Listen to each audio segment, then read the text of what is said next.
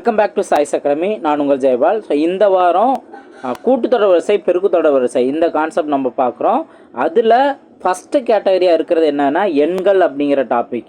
இதில் எண்கள் அப்படின்னு எடுத்துட்டோம்னா சிம்பிளிஃபிகேஷன் கேட்டகரியிலே நம்ம கொண்டு வரலாம். அதே போல் ரீசனிங் கான்செப்ட்லேயும் எண்கள் அப்படிங்கிறது இருக்கும். ஸோ இதில் கன்ஃபியூஸ் ஆக தேவையில்ல. இந்த 3 கேட்டகரியில் இருக்க எண்களுமே நம்ம சிம்பிளிஃபிகேஷனுங்கிறதும் நம்ம எடுத்துக்கலாம். ஓகேவா?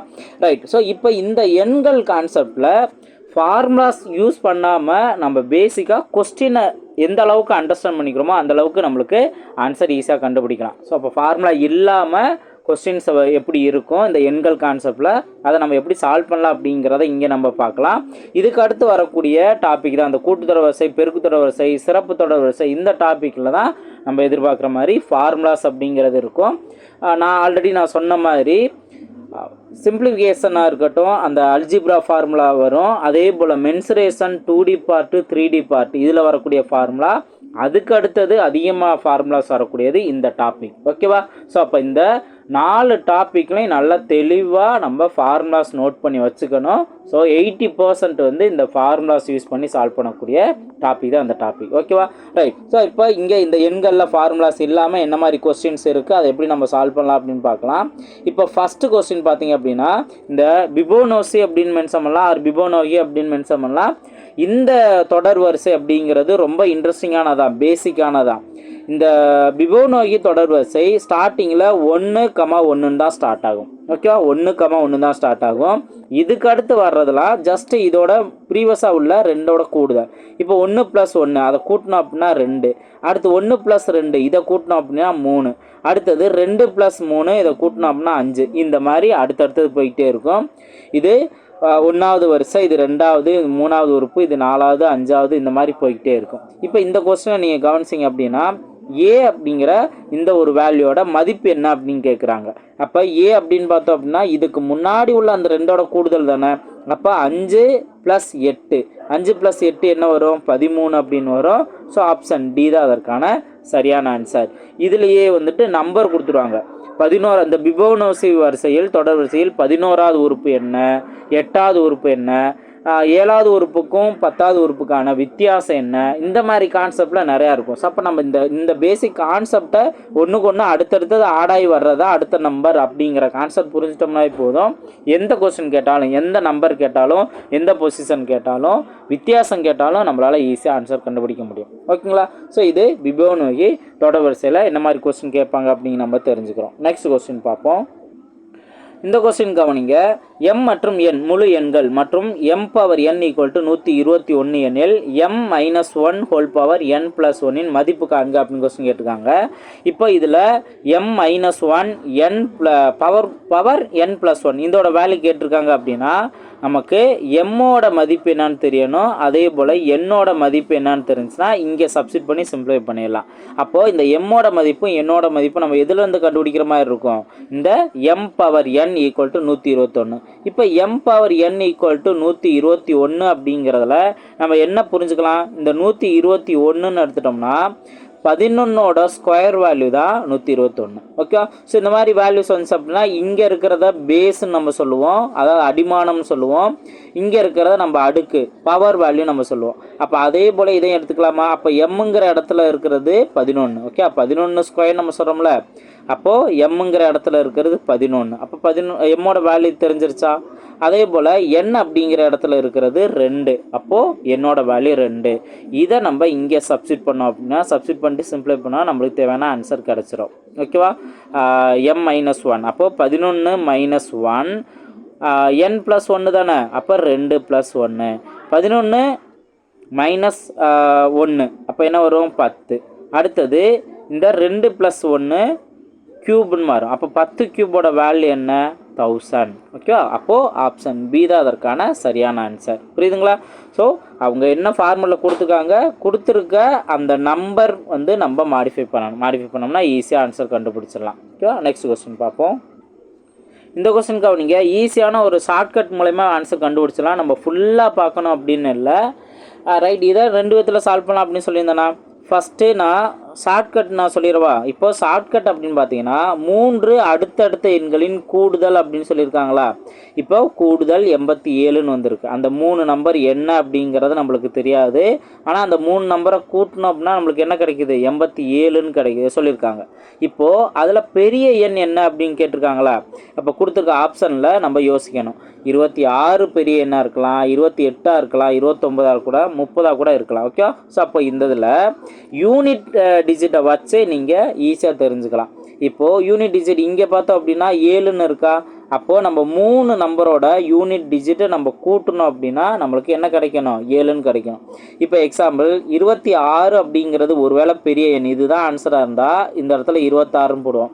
3 அடுத்தடுத்த எண்கள் தானே, அப்போ இந்த இடத்துல 25 இருக்கும், இந்த இடத்துல 24 இருக்கும். இப்போ யூனிட் டிஜிட்டை மட்டும் கூட்டுங்க. அதாவது யூனிட் டிஜிட் அப்படின்னா இந்த இடத்துல இந்த 4 இதை நம்ம கூட்டணும், அடுத்து இந்த 5 கூட்டணும், இதை 6 கூட்டணும். இப்போ 4 + 6 10, 10 + 5 15 தான் வரும். அப்போ யூனிட் டிஜிட்டில் 5 தான் வரும். நம்மளுக்கு என்ன தேவை? 7 தேவை. அப்போ இந்த 26 ஆன்சர் வர பாசிபிள் இல்லை. ரிஸ்கே இல்லாமல் நம்ம இதில் செக் பண்ணிடலாம். இப்போ ஒருவேளை 28 பெரிய நம்பராக இருந்தால் 28 இதுக்கு முன்னாடி 27 இருக்கும், இதுக்கு முன்னாடி 26 இருக்கும். இதெல்லாம் கூட்டுங்க. 6 + 3 13, 6 + 7 13, 13 + 28, அதாவது 13 + 8 அப்படின்னு எடுத்துட்டோம்னா நம்மளுக்கு 1 தான் லாஸ்ட்டில் கிடைக்கும். நம்மளுக்கு தேவை 7 கிடைக்கணும். ஓகே. அப்போது இதுவும் வராது. அடுத்து 29 எடுத்துட்டோம்னா பெரிய நம்பர் 29 இருக்கும், சின்ன நம்பர் 28 இருக்கும், அதுக்கு முந்தின நம்பர் 27 இருக்கும். இப்போது 9 + 8 17, 17 + 7, அதாவது 7 + 7ன்னு பார்த்தோம்னா 14 தான் கிடைக்கும். லாஸ்ட்டில் 4ன்னு தான் கிடைக்கும். நம்மளுக்கு தேவை என்ன கிடைக்கணும்? 7. அப்போ இதுவும் இல்லை. 3 ஆப்ஷன் இல்லை அப்படின்னா கண்டிப்பாக எதாக தான் இருக்கணும்? ஆப்ஷன் டியாக தான் இருக்கணும். இப்போ செக் பண்ணோம் அப்படின்னா பெரிய நம்பர் 30 இருந்துச்சுன்னா அதுக்கு முந்தின நம்பர் 29, அதுக்கு முந்தின நம்பர் 28. இப்போ எல்லாத்தையும் கூட்டுங்க. 8 + 9 17. இப்போ இந்த இடத்துல 0 தானே இருக்குது, அப்போ 7 தான் கண்டிப்பாக வரும். அப்போ இந்த 3 நம்பரையும் கூட்டும்போது நம்மளுக்கு 87 கிடைக்கும். புரியுதுங்களா? ஸோ ரொம்ப ஈஸியாகவே ரிஸ்கே இல்லாமல் இந்த மாதிரி கொஸ்டினுக்கு ஆன்சர் கண்டுபிடிக்கலாம். கொஸ்டின் நல்லா தெளிவாக புரிஞ்சுக்கணும். ஆப்ஷனில் கொடுத்துருக்க ஆப்ஷன் பெரிய நம்பர் கேட்டிருக்காங்களா, சின்ன நம்பர் கேட்டிருக்காங்களா அப்படிங்கிறத நல்லா தெளிவாக புரிஞ்சுக்கணும். ஓகேங்களா? ரொம்ப ஈஸியானதான். ஒருவேளை நீங்கள் இதை ட்ரெடிஷ்னல் மெத்தடில் சால்வ் பண்ணுறதா இருந்தால் ஃபஸ்ட்டு 3 அடுத்தடுத்த எண்கள் தானே சொல்கிறாங்க. அப்போது 3 எண்களை மொதல் எண்ணை எக்ஸ்ன்னு எடுத்துக்குவோம், ரெண்டாவது எண்ணை x + 1ன்னு எடுத்துக்கணும், மூணாவது எண்ணை x + 2ன்னு எடுத்துக்கணும். இப்போ இதெல்லாம் கூட்டும்போது இதையும் நம்ம கூட்டுறோம், இதையும் கூட்டுறோம். கூட்டும்போது நம்மளுக்கு என்ன கிடைக்கும்? 87 கிடைக்கும். இப்போ 3 எக்ஸையும் கூட்டணும் அப்படின்னா 3 எக்ஸ்ன்னு கிடைக்குமா? அடுத்து மீதி இருக்க நம்பர் இங்கே 1ன்னு இருக்குது, இங்கே 2ன்னு இருக்குது, கூட்டணும் அப்படின்னா 3. அப்போது இந்த 3x + 3 தான் 87. இதில் இருந்து 3xோட வேல்யூ மட்டும் பார்த்தோம்னா இந்த +3 ஈக்குவல் ஆன் சைட் போகும்போது மைனஸாக மாறும். நம்ம 87 - 3 அப்படின்னா 84. இதிலேருந்து எக்ஸோட வேல்யூ என்ன? 1 3 3, இங்கே 2 3 6, பேலன்ஸ் 2 24னா 8. அப்போ எக்ஸ் அப்படிங்கிறது சின்ன நம்பர், மொதல் நம்பர் தானே, அவங்க கேட்குறது பெரிய நம்பர். அப்போ x + 3, எக்ஸ் அப்படிங்கிறது மொதல் நம்பர், x + 1 அப்படிங்கிற ரெண்டாவது நம்பர், இதுக்கிலே பெரிய நம்பர் x + 2. அப்போது 28 + 2 30, இதுதான் பெரிய நம்பர் அப்படிங்கிறத கண்டுபிடிச்சிடலாம். ஓகே. ஸோ இதான் ட்ரெடிஷ்னல் மெத்தட். இது ஈஸியாக நம்ம ஆன்சர் கண்டுபிடிக்கிறது. ஆப்ஷனில் அந்த யூனிட் டிஜிட்டை வச்சு ஈஸியாக ஆன்சர் கண்டுபிடிச்சிடலாம். ஓகேவா? நெக்ஸ்ட் கொஸ்டின் பார்ப்போம். நெக்ஸ்ட் கொஸ்டின் கவனிங்க. 4 அடுத்தடுத்த இரட்டைப்படை மிக எண்களின் கூடுதல் 1284 எனில் அவற்றின் மிகச்சிறிய எண் என்ன அப்படின்னு கேட்குறாங்க. இதை நம்ம ஷார்ட்கட்லேயே ஆன்சர் கண்டுபிடிக்கலாமா? ஆனால் இதில் ஒரு விஷயம் நீங்கள் கவனிக்கணும். 4 அடுத்தடுத்த இரட்டைப்படை மிக எண்கள். இதுக்கு முன்னாடி கொடுத்தது அடுத்தடுத்த எண்கள் மட்டும் சொல்லிட்டாங்க. ஆனால் இங்கே கொடுத்துருக்கிறது அடுத்தடுத்த மிக எண்கள், அதோட கூடுதல் அப்படின்னு சொல்லியிருக்காங்க. இப்போது இங்கே என்ன, எப்பயும் போல் என்ன கூடுதல் என்ன வரணும்? 1284ன்னு கிடைக்கணும். அப்போ யூனிட் டிஜிட்டில் லாஸ்ட்டில் என்ன கிடைக்கணும்? 4ங்கிறதானே கிடைக்கணும். இப்போது ஆப்ஷன் மெத்தட் வச்சு பார்த்தோம்னா ஒருவேளை சிறிய எண் தானே இது ஆப்ஷனில் கொடுத்துருக்கலாம். ஒருவேளை 320 தான் அந்த கூடுதலோட சிறிய எண்ணாக இருந்தது அப்படின்னா லாஸ்ட்டில் 0 தானே இருக்குது. இப்போது நீங்கள் முழு நம்பரை கூட நோட் பண்ண தேவையில்லை, யூனிட் டிஜிட்டவே நோட் பண்ணுங்கள். இப்போ 0ன்னு இருந்தால் அடுத்த இரட்டைப்படை எண், ஏன்னா இரட்டைப்படை தானே, அடுத்த ரெட்டைப்படை எண் 2ஆக இருக்கும், அதுக்கு அடுத்த ரெட்டைப்படை எண் 4ஆக இருக்கும், அதுக்கு அடுத்தது 6ன்னு இருக்கும். ஏன்னா மொத்தம் 4 நம்பர் தானே, அப்போது இந்த 4 செட்டு நோட் பண்ணிக்கிறோம். இப்போ இது எல்லாத்தையும் கூட்டுங்க. 6 + 4 10, 10 + 2 12 தான் வருது, 12 தான் வருது. நம்மளுக்கு தேவை என்ன வரணும், 4 வரணும். அப்போது இது ஆப்ஷன் இல்லை. இப்போ அடுத்தது கவனிங்க, 8ன்னு இருக்கா, ஒருவேளை 8ன்னு இருந்தால் அடுத்த 10க்கு 0 போடுவோம், அடுத்து 12க்கு 2 போடுவோம், அடுத்து 14க்கு 4. ஓகேவா? இப்போ இதில் பாருங்கள், 2 + 8 10, 10 + 4 14. அப்போ இது பாசிபிள் இருக்குன்னா லாஸ்ட் 4ன்னு வருதுல்ல, அப்போ இது பாசிபிள் இருக்குது. இப்போ நம்ம மற்ற செக் பண்ணோம் அப்படின்னாவே இதை கன்ஃபார்ம் பண்ணிடலாம், இது வருமா இல்லை வேறு ஏதாவது இருக்கான்ட்டு. இப்போ பாருங்கள், ஆப்ஷன் சி 324 4ன்னு இருந்துச்சுன்னா இதுக்கு அடுத்த ரெட்டைப்படை நம்பர் 6, அதுக்கு அடுத்தது 8, அடுத்து 0.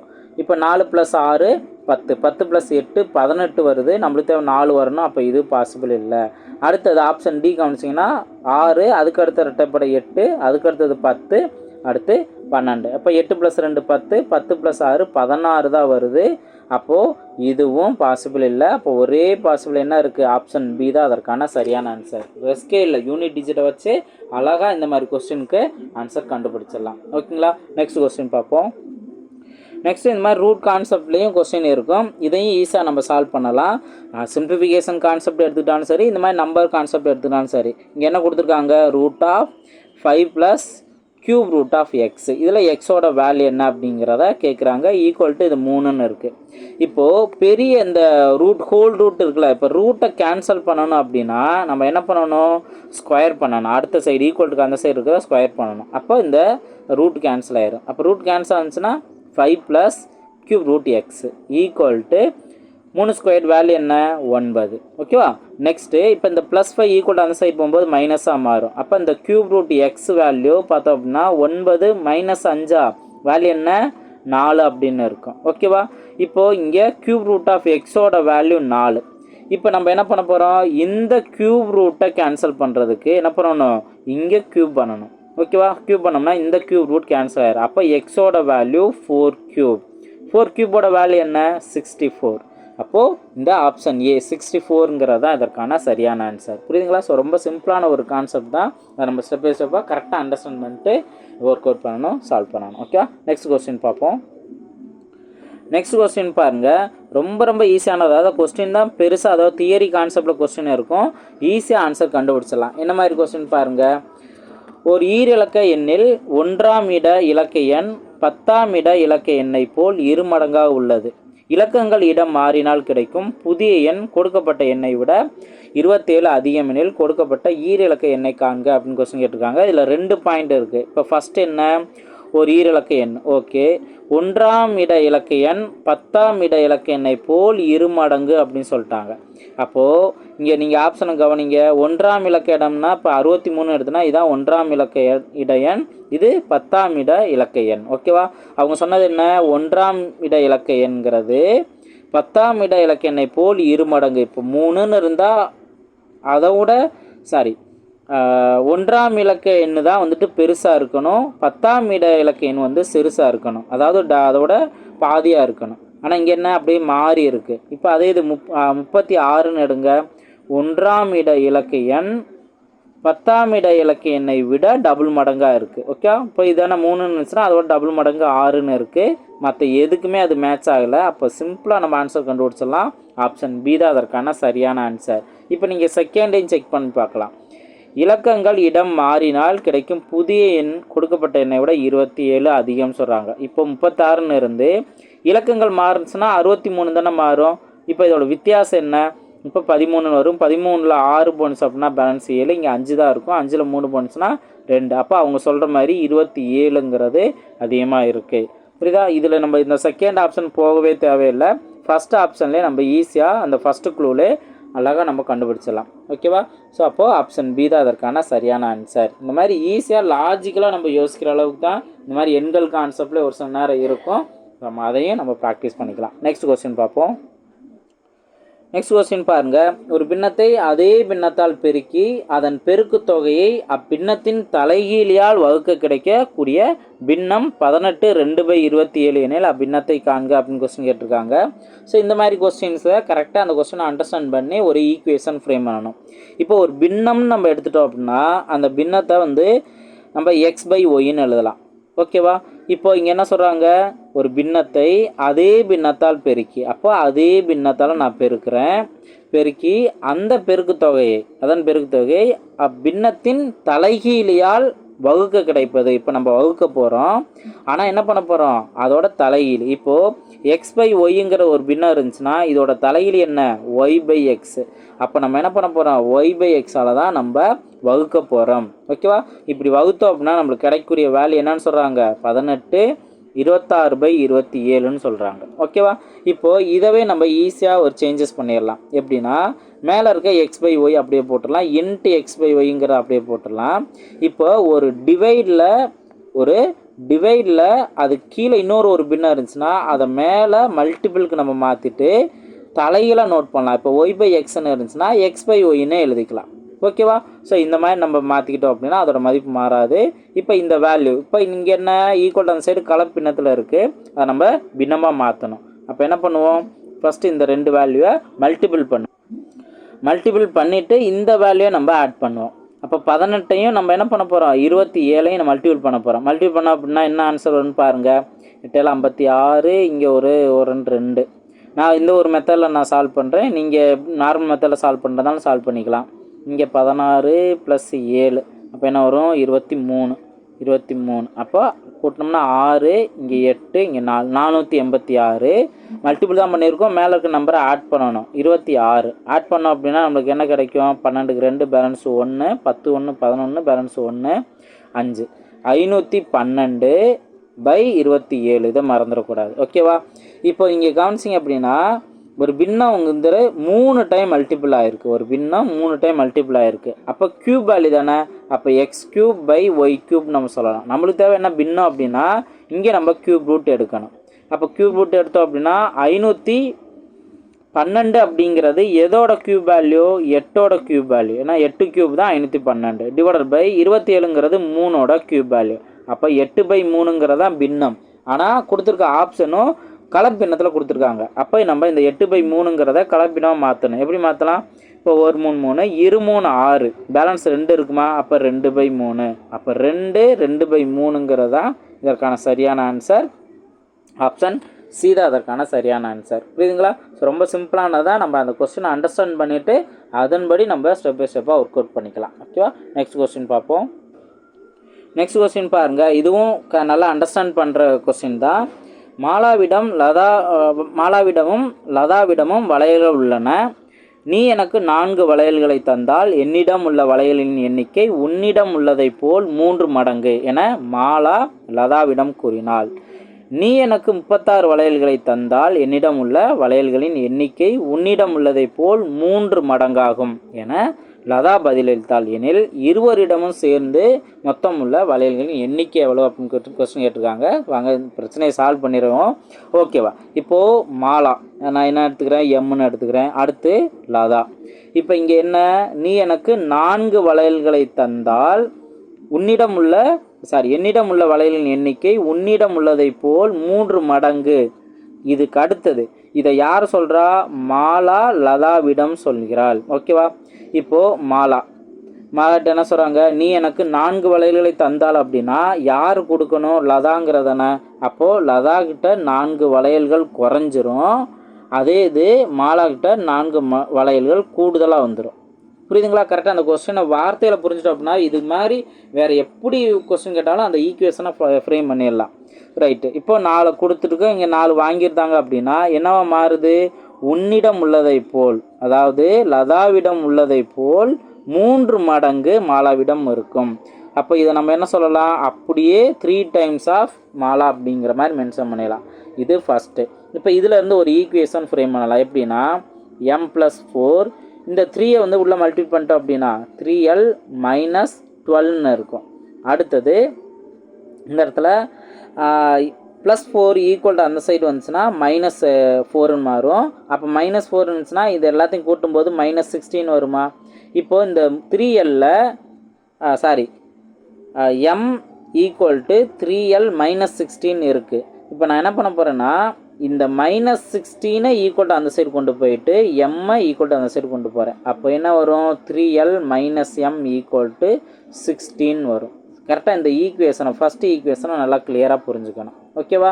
இன்னும் நம்ம அடுத்துலாம் நம்ம கண்டுபிடிக்கல, அடுத்தடுத்தது நம்ம சேஞ்சஸ் பண்ணணும். இப்போ ரெண்டாவது என்ன? நீ எனக்கு 36 வளையல்களை தந்தால் உன்னிடம் உள்ள வளையல்களின் எண்ணிக்கை உன்னிடம் உள்ளதை போல் 3 மடங்கு மாறும் அப்படின்னு சொல்லிட்டு யார் சொல்கிறா? லதா பதில் எழுத்தலாம் அப்படின்னு சொல்கிறாங்களா? இப்போ இங்கே இதே ML அப்படிங்கிறதுல யார்கிட்ட இருந்து 36 வளையல்கள் கேட்குறாங்க? மாலாட்ட இருந்து. அப்போது m - 36 இங்கே எக்ஸ்ட்ரா வந்துடுமா? லதா கிட்ட 36 வளையல்கள் எக்ஸ்ட்ரா வந்துடும். இப்போ என்னவா மாறும்? தந்தால் என்னிடம் உள்ள வளையல்களின் எண்ணிக்கை உன்னிடம் உள்ளதை போல் 3 மடங்கு அப்படின்னு சொல்லிட்டு லதா சொல்கிறாங்க. அப்போது உங்கள்கிட்ட இருக்கிறத விட 3 மடங்கு. ஓகேவா? இதுதான் ரெண்டாவது. இப்போ இதை எப்படி நம்ம மாடிஃபை பண்ணலாம்? 3ஆல் மல்டிப்ளை பண்ணால் 3m மைனஸ் முறை 0.8 பேலன்ஸ் 1 3 9 1 10 108 ஈக்குவல் டு L + 36. ஓகேவா? இங்கேயும் நம்ம என்ன பண்ணணும் அப்படின்னா ஒரு ஈக்குவேஷன் ஃப்ரேம் பண்ணுறது L ஃபஸ்ட்டு வரணும், அடுத்து m செகண்ட் வரணும். இந்த மாதிரி நம்ம கொண்டு வந்துக்கலாம். அப்போ என்ன பண்ணலாம்? L வேல்யூ இப்படியே இருக்கட்டும், இந்த 3m வேல்யூ மட்டும் ஈக்குவல் டு அந்த சைடு கொண்டு போகிறோம். அப்போது L - 3mன்னு இருக்கும் ஈக்குவல் டு இப்போ இங்கே என்ன? இந்த வேல்யூ தானே ஈக்குவல் டு அந்த சைடு கொண்டு போனோம். அப்போ இங்கே இருக்க 36 ஈக்குவல் டு அந்த சைடு நம்ம கொண்டு போகும்போது இதுவும் மைனஸாக மாறிடும், -36. அப்போ இது எல்லாத்தையும் ஆட் பண்ணுங்கள், -144ன்னு கிடைக்கும். ஓகே, இது ரெண்டாவது ஈக்குவேஷன். இப்போ நம்ம 2 ஈக்குவேஷனையும் நம்ம ஈக்குவேட் பண்ணணும். கரெக்டாக அந்த 2 ஈக்குவேஷன் என்ன அப்படிங்கிறத மைண்டில் வைங்க. முதல் ஈக்குவேஷன் என்ன?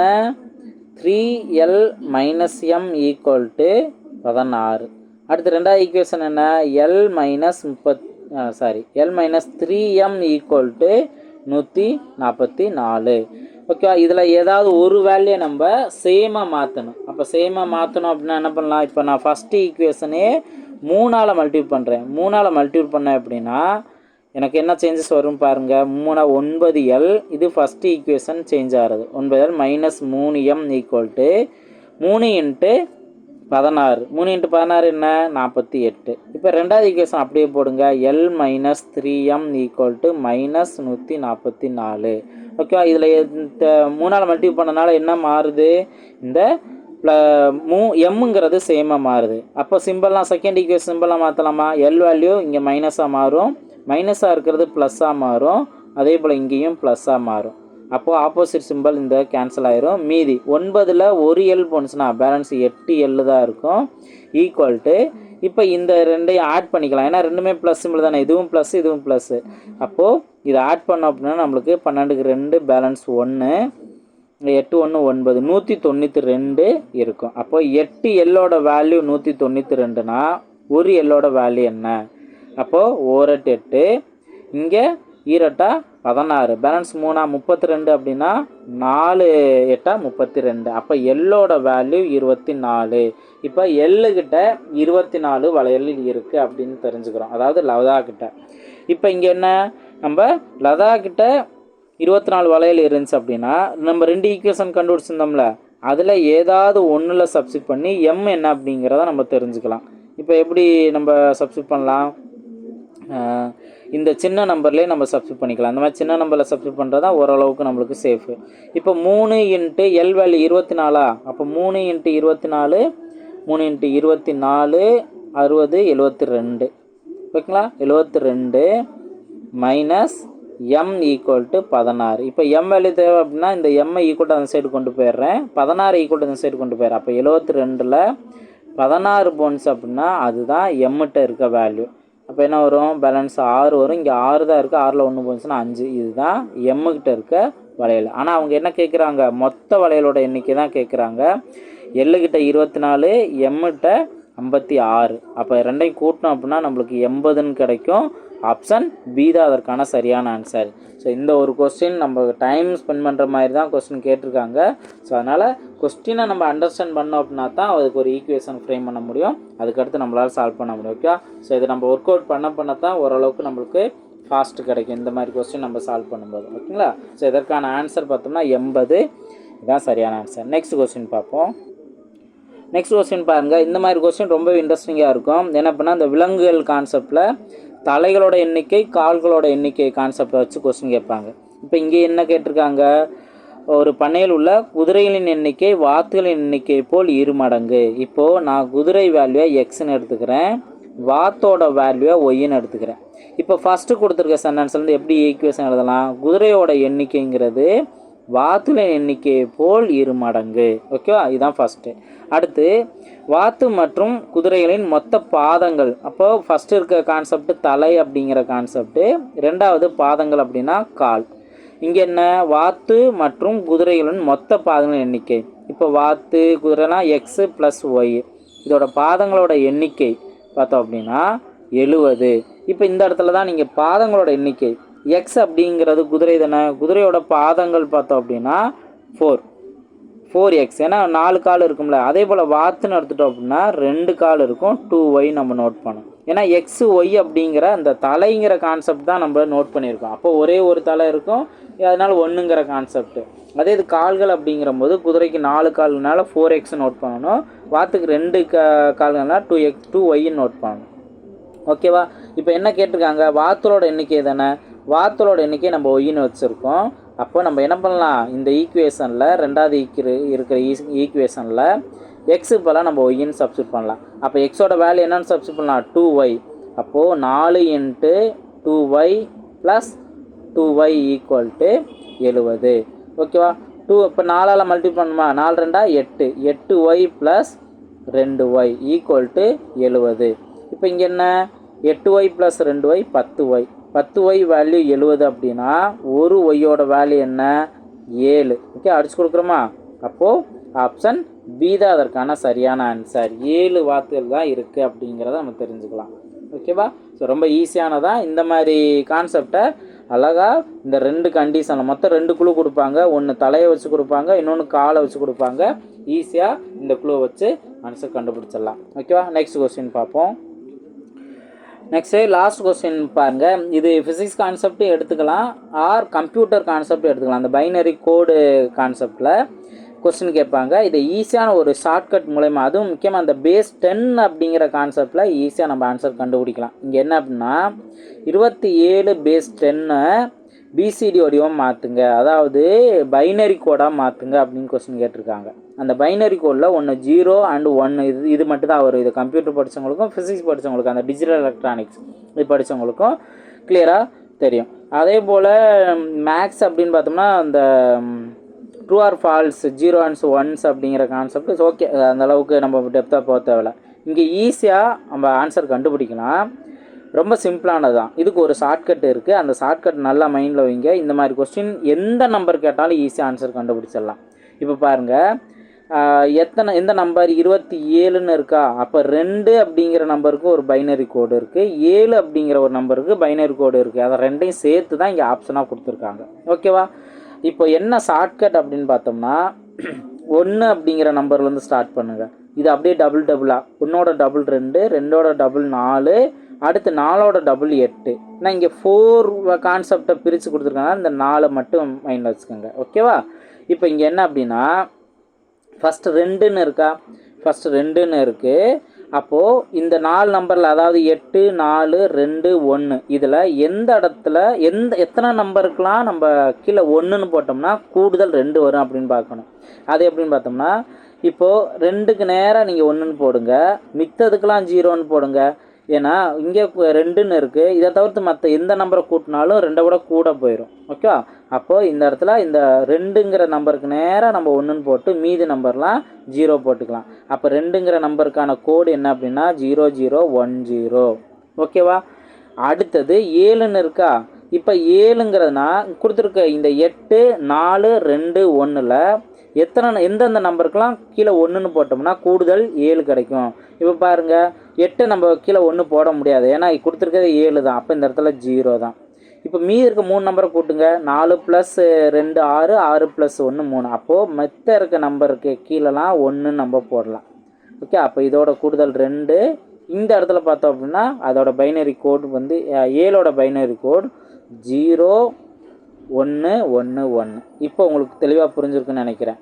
இப்போ இது 2ஓட பைனரி கோட், இது 7ஓட பைனரி கோடு. இந்த கோடு எங்கே இருக்குது? ஆப்ஷன் பியில் இருக்குது. அப்போது ஆப்ஷன் பி தான் அதற்கான சரியான ஆன்சர். இந்த மாதிரி எந்த நம்பர் கேட்டாலும் ஈஸியாக நம்ம சால்வ் பண்ணிடலாம். இதை தெரிஞ்சு வச்சுக்கோங்க. கண்டிப்பாக இந்த மாதிரி எதிர்பாராத நேரங்களில் இந்த மாதிரி கோடு கான்செப்டில் கொஸ்டின் கேட்டுருவாங்க. இதிலே பேஸ் 5 இந்த மாதிரி கான்செப்ட்லாம் இருக்குது. நம்ம அந்த அடுத்தடுத்து நம்ம பார்த்துக்கலாம். ஓகேங்களா? ரைட். ஸோ கண்டிப்பாக இந்த ஒரு வீடியோவில் நீங்கள் நிறையா ஷார்ட்கட் தெரிஞ்சிருப்பீங்கன்னு நினைக்கிறேன். நல்லா அண்டர்ஸ்டாண்ட் பண்ணி நம்ம ஒர்க் அவுட் பண்ணோம்னா ஈஸியாக நம்ம சால்வ் பண்ணலாம். நல்லா ப்ராக்டிஸ் பண்ணுங்கள். அடுத்தடுத்த வீடியோவில் மீட் பண்ணலாம். தேங்க்யூ.